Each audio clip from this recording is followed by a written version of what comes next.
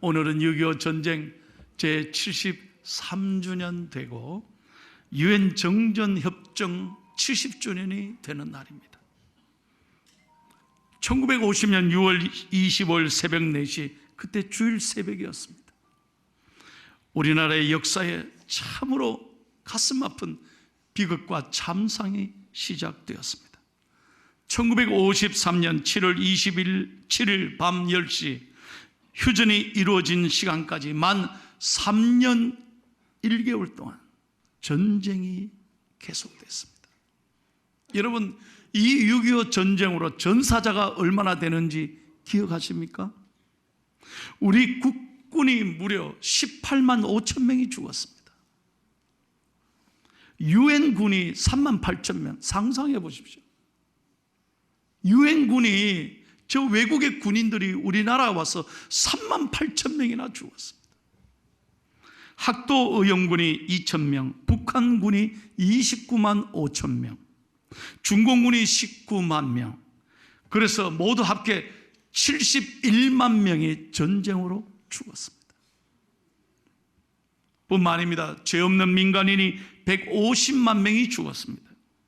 이 전쟁으로 인해서 발생한 과부가 30만 명, 고아가 20만 명입니다.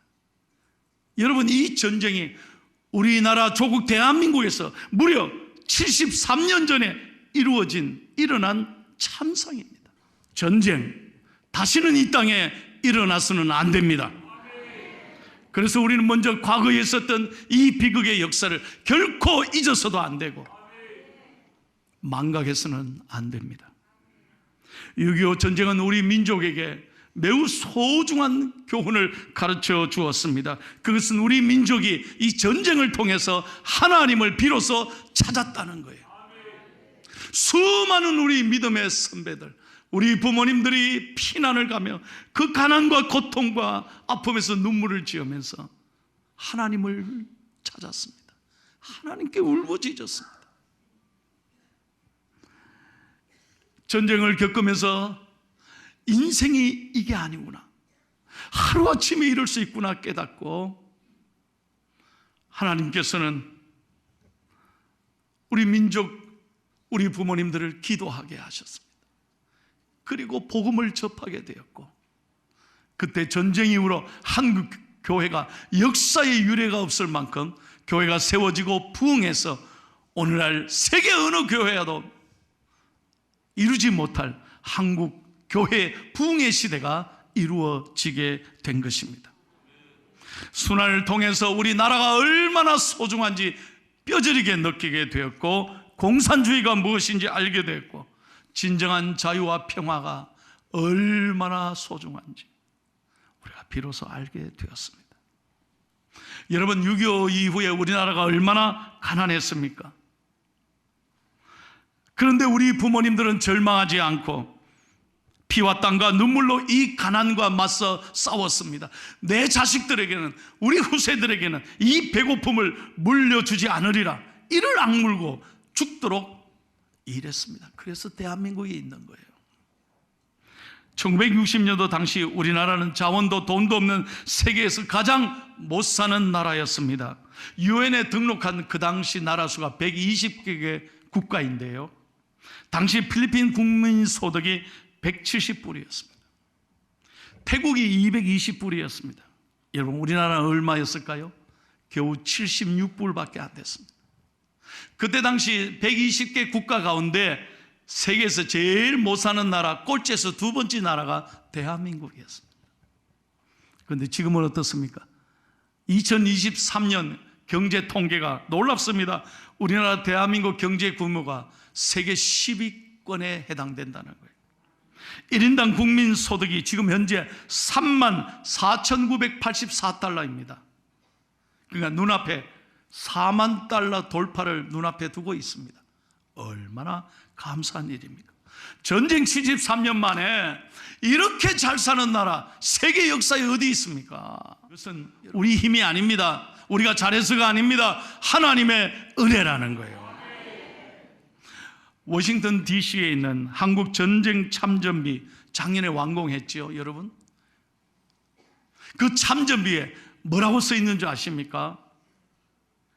Freedom is not free. 자유는 공짜가 아니다는 거예요. 여러분, 우리가 누리고 있는 이 자유는 그냥 얻어진 게 아니에요. 공짜가 아니에요. 피와 눈물과 희생으로, 기도로 우리가 이 자유를 누리는 거예요. 죄송합니다만 제가 영어로 그대로 읽겠습니다. 이 참전비 바닥에는 미국 국민들이 이렇게 써 있어 있습니다. Our nation honors her son and daughters who answered the call to defend a country they never knew and a people they never meet. 무슨 말이냐면 조국은 결코 알지도 못하는 나라, 만난 적도 없는 사람을 지키기 위해서 조국의 부름에 응답해서 생명을 바쳤던 아들과 딸들에게 경의를 표합니다. 수많은 미국뿐만 아니라 수많은 해외 용사들, 유엔 참전 국가의 용사들이 한 번도 와보지도 않는 나라, 한 번도 알지도 못하는 나라에 그냥 전쟁이 났다니까 부름을 받고 이 땅에 와서 생명을 바쳤습니다. 피를 흘렸습니다. 그래서 우리 대한민국이 이렇게 있는 거예요. 여러분, 한번 나가보십시오. 세계 한번 여행을 해보세요. 다녀보면 아시잖아요. 우리 대한민국이 얼마나 잘 사고 편리한지. 믿으시면 아멘 하십시오. 나가보면 아시잖아요. 야, 우리나라가 좋다. 정말 편리합니다. 모든 것이 잘 되어 있습니다. 복지, 의료시설은 특별히 그렇습니다. 이게 전쟁이 일어난 국가인가 싶을 정도로 우리는 너무너무 축복을 누리고 있습니다. 이것은 하나님의 우리 대한민국을 향한 하나님의 은혜이며 큰 사랑의 빛의 결과입니다. 그러므로 저는 오늘 말씀을 준비하면서 전쟁 73주를 맞는 이 주일날 아침에 하나님의 뜻이 무엇입니까? 아직도 유일하게 세계 유일한 분단국가 대한민국, 하나님이 보시고 혹시 마음 아프시지 않습니까? 하나님이 우리 믿는 사람들과 교회를 향하여 하나님이 오늘 말씀하시는 음성이 무엇입니까? 저는 묵상하면서 이 말씀을 준비했습니다. 에스겔 37장은 에스겔의 환상입니다. BC 586년에 나라가 완전히 망했습니다. 바벨론이 다 짓밟았습니다. 그래서 예루살렘이 불타고 모든 이스라엘 사람들은 바벨론으로 포로로 끌려갔죠. 그때 당시 25살의 에스겔, 이분은 제사장 부시의 아들이었습니다. 그런데 이 젊은 제사장의 아들이 늘 고통스럽고 마음에 의심이 뭐냐면, 하나님이 도대체 어디 계십니까? 하나님이 살아계시면 왜 우리가 이렇게 고생하고 이 눈물을 겪으며 살아야 합니까? 왜 우리 민족을 버리셨습니까? 하고 눈물로 호소하고 있었습니다. 바로 그때 하나님이 에스겔을 찾아가셔서 놀라운 환상을 보여주십니다. 그것이 에스겔 37장, 오늘 성경의 내용입니다. 하나님께서 에스겔에게 이렇게 보여주셨습니다. 화려한 뷰가 좋은 경치가 아니라 죽음의 골짜기로 데려가셔서 마른 뼈들, 앙상한 죽음의 뼈들을 보여주시면서, 지금 너희들이 이스라엘이 이런 상황에 있지? 그러나 오늘 하나님이 함께 하시고 하나님이 말씀하실 때 오늘 이 마른 뼈들이 어떻게 됐습니까? 서로 일어나기 시작했습니다. 그리고 서로 붙이기 시작했고, 놀랍게도 그 뼈들이 살아나서 사람으로, 위대한 군대로 하나님이 만들어 주셨다는 거예요. 바로 이 하나님이 저와 여러분의 살아계신 하나님이십니다. 하나님이 우리 조국 대한민국을 보시면서 지금 여러 가지 상황이 어렵고 힘들지만 여전히 하나님이 말씀하시는 게 오늘 본문의 내용입니다. 사랑하는 여러분, 어떻게 해서 이 죽어가는 뼈들이 이렇게 생명력 넘치는 위대한 군대로 변화될 수 있었을까요? 세 가지 놀라운 하나님의 음성이 있습니다. 첫째로 다 같이 한번 읽겠습니다. 시작.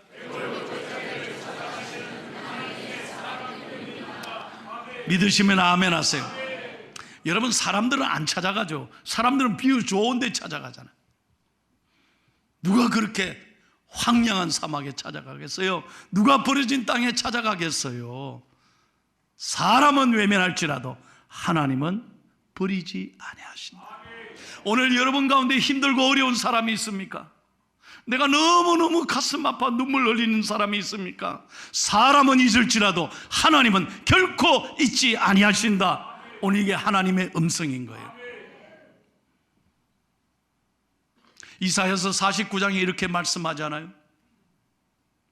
사람은 잊을지라도,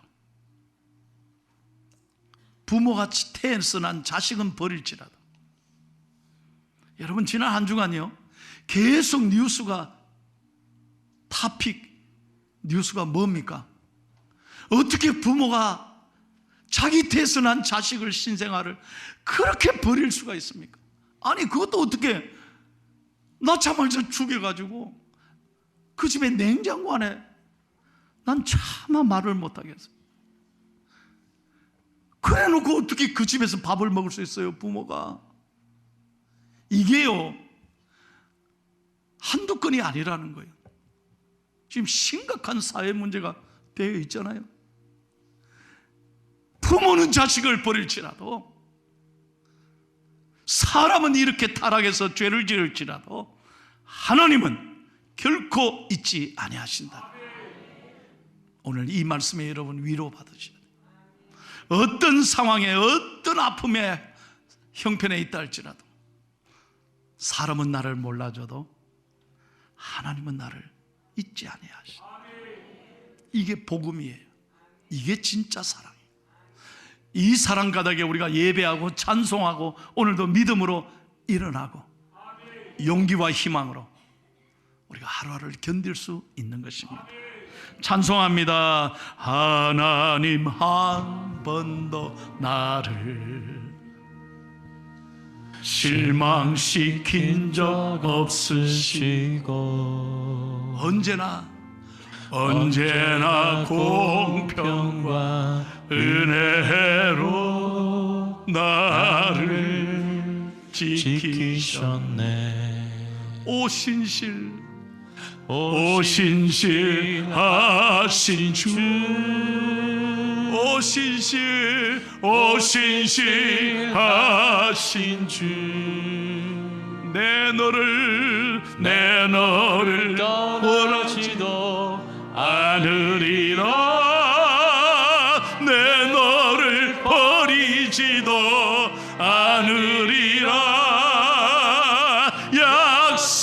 약속하셨던 주님, 그 약속을 지키사 이후로도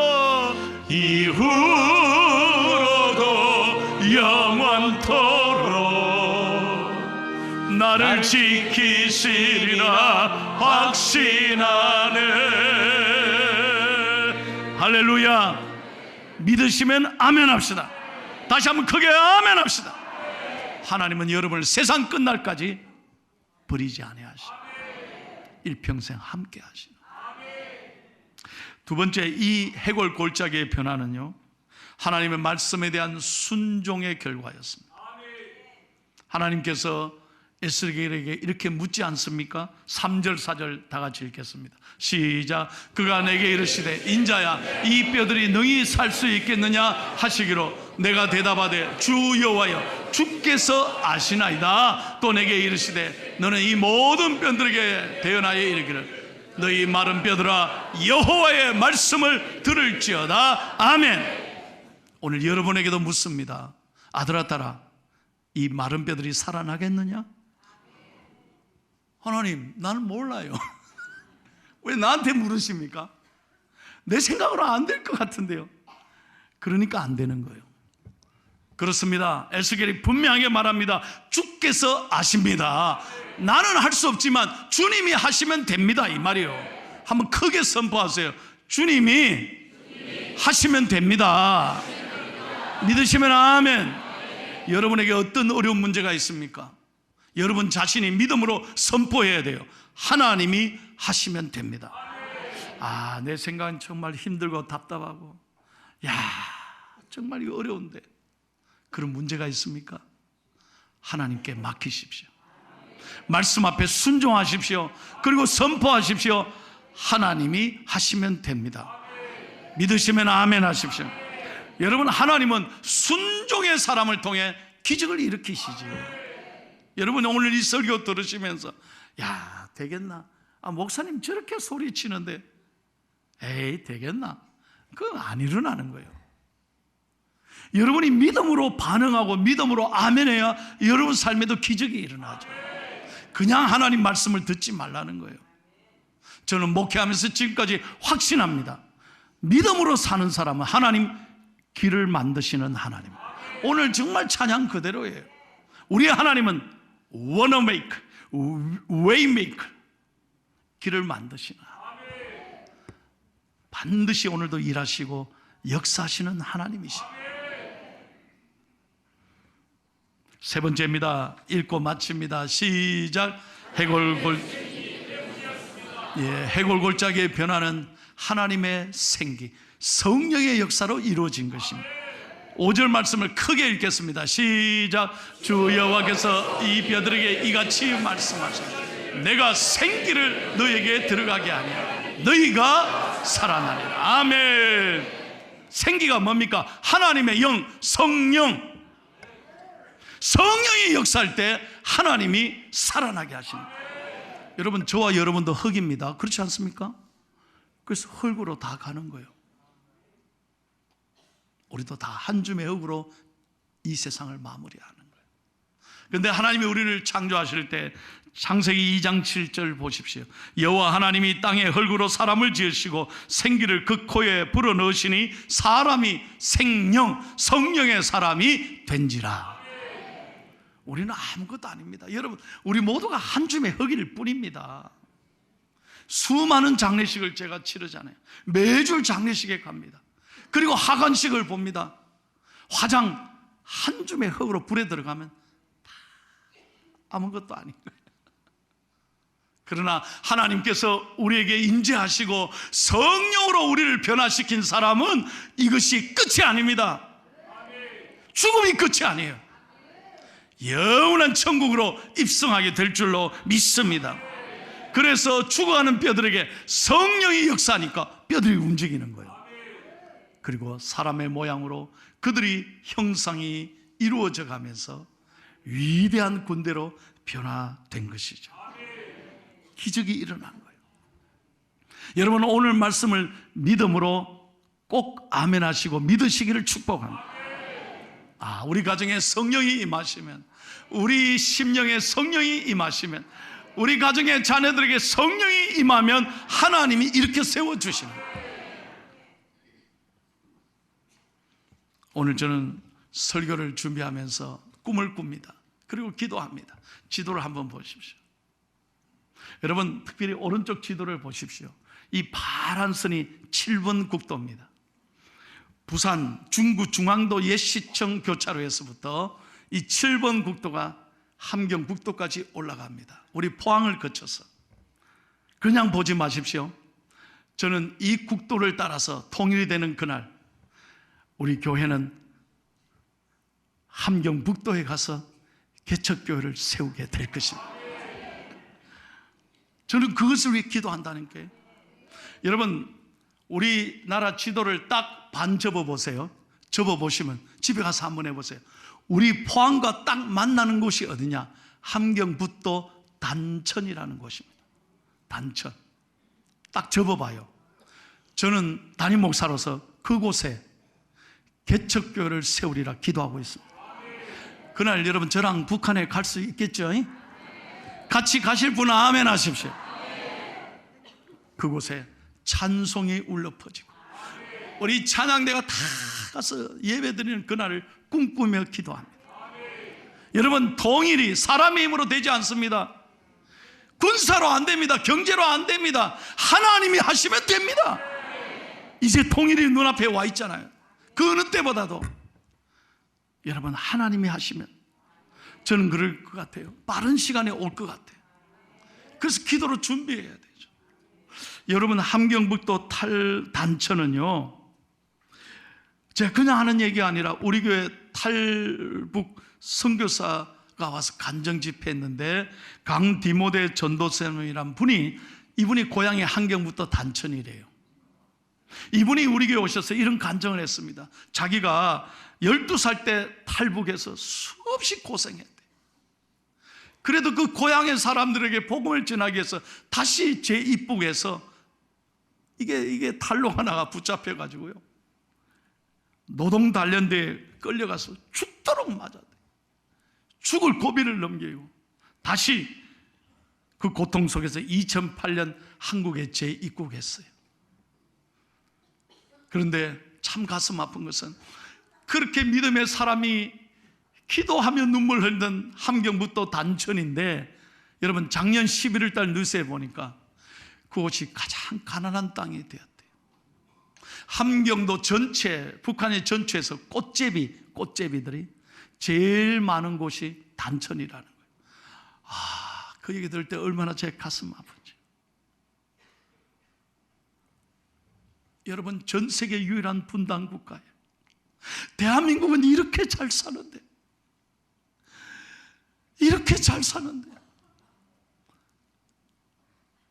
저 북한의 우리 동포들은 아직도 꽃제비가 있고요, 한 끼 음식이 없어서 눈물 흘리고 있는. 여러분, 이게 누구의 책임입니까? 누가 기도해야 합니까? 우리가 민족을 외면해서 되겠습니까? 하나님이 전쟁 후 70년 만에 우리 대한민국을 이렇게 잘 살게 해주셨는데, 지금 대한민국의 위기는 뭐냐? 이렇게 잘 살게 해주는데 여전히 우리끼리 싸우고 있다는 거예요. 보세요, 매일 싸우잖아요. 매일 나뉘어져가지고 갈등, 매일 데모하고. 너무너무 가슴 아파. 이렇게 축복해 주셨어요. 저 북한의 동포들은 먹을 게 없어서 그 가난 속에서, 핍박과 억압 속에서 눈물 흘리고 있는데, 이제 우리 대한민국이 회복돼야 될 줄로 믿습니다. 교회와 우리 교인들이 이제는 깨어 기도할 때인 줄로 믿습니다. 이사야서 59장 1절을 읽고 마치겠습니다. 여러분, 하나님의 음성입니다. 시작. 여호와의 손이 짧아 구원하지 못하심도 아니요, 귀가 둔하여 듣지 못하심도 아니라.